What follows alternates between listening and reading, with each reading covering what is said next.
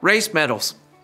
You know, there's something great about getting one of these placed over your neck. Even if you didn't place in the top 3, just finishing a race and being acknowledged for your participation, it's pretty special.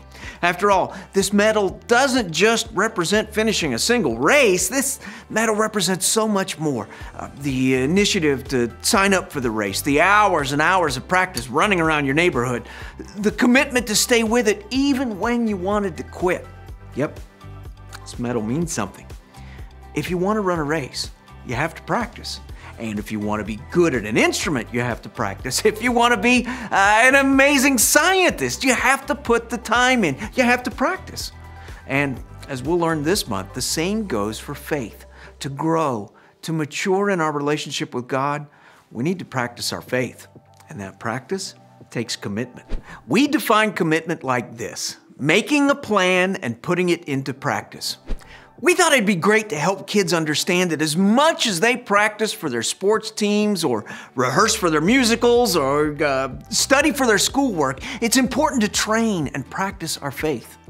That idea is highlighted in our memory verse for the month. In 1 Timothy 4:8, Paul writes, "Training the body has some value, but being godly has value in every way. It promises help for the life you are now living and the life to come." When we commit to practicing our faith and follow through with our plan, it will impact our entire lives. We kick off the month with something else Paul wrote in 1 Corinthians 9:24 and 25 that reminds us that we're training for so much more than a gold medal in a race. As we practice our faith, we're showing the world what it looks like to trust Jesus with our whole lives. Bottom line, keep practicing what matters most. But what matters most? Jesus said that love matters most, love for God and others. We practice what matters most when we have a close relationship with God, but this isn't something that comes naturally to any of us. That's why we need a plan and a way to put that plan into action. And the best place to start is with faith skills. Every so often, we like to come back around and focus on faith skills that kids can practice to help them grow in their faith and know God more.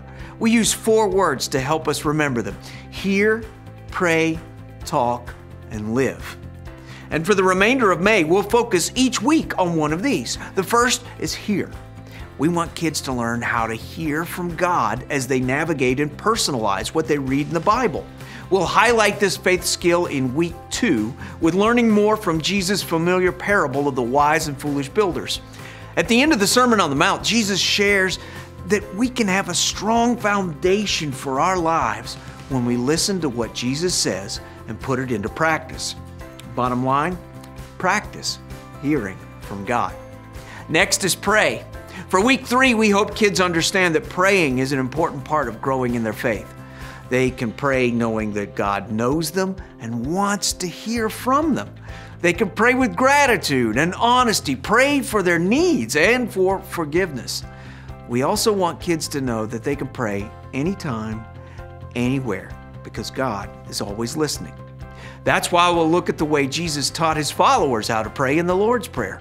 We hope kids will come to believe that they can share anything with God. There's nothing too big or too small for Him to handle. Bottom line, practice praying to God.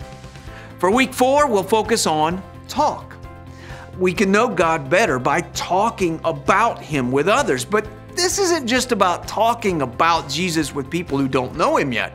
There's another important aspect of talking about God we don't want kids to miss. As kids process their growing faith, they will have questions and doubts.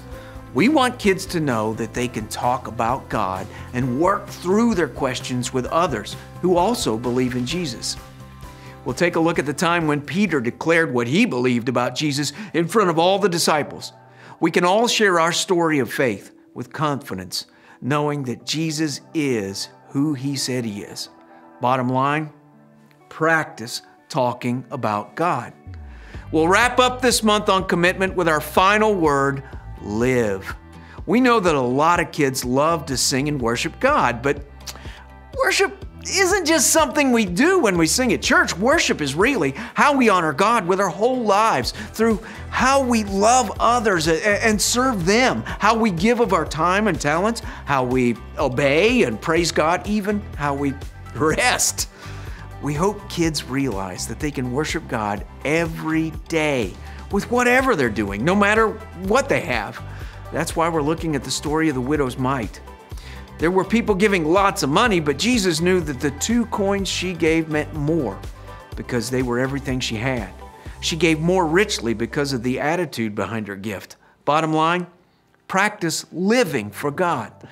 So remember this month, as you unpack these 4 faith skills at large group, small group, FX, and at home, you're giving kids an opportunity to develop skills over time. So when they grow older, they'll understand what it means to be the church and understand how they can hear, pray, talk, and live out their relationship with Jesus Christ. We can't wait to see what God will do in the lives of kids and families this month as we commit to practice our faith and grow in our relationship with God.